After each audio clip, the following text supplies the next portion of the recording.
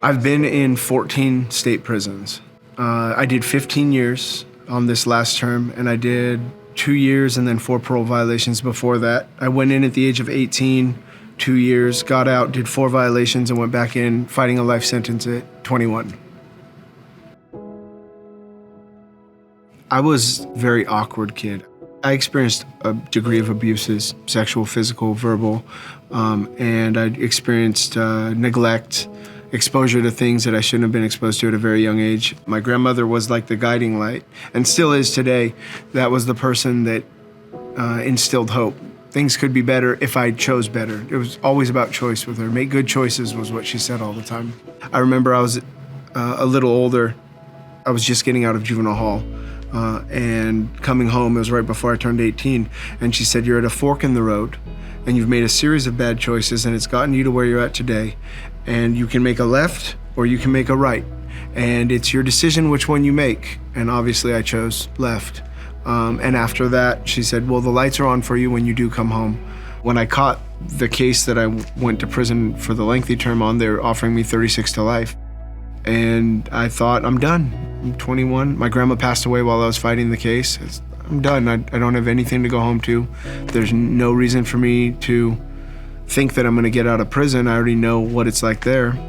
So I said, when in Rome, do as the Romans do. And I dove into the culture in prison, which is it's a bunch of hurt kids trying to fight their way through every problem. That's really my experience of prison, was that. I went away and MySpace had just came out. It was huge, and there was nothing else. Flip phones had just gotten cameras. And so I came home and the whole world was different. Everything that I'd known in my very limited time about jobs was done. It was a whole different work world. And so they said, "Why don't you go to Chrysalis?"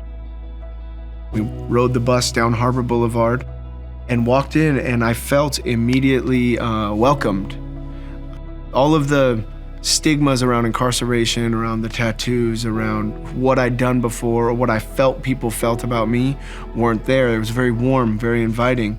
I had no idea what to expect, but I definitely was grateful that that was my experience. When I came home, I had ideas about what I wanted to do, and it was based off a small amount of work that I'd done with people inside through like AA and other programs, and I said, I want to work with people. There wasn't a direction they could point me in, but they didn't discourage that. They didn't say, "Oh, just settle." So my lived experience with gangs, with prison, with substance abuse, all led to a career helping people out of gangs, prison, and substance abuse. I'm a transformational coach with Success Stories program.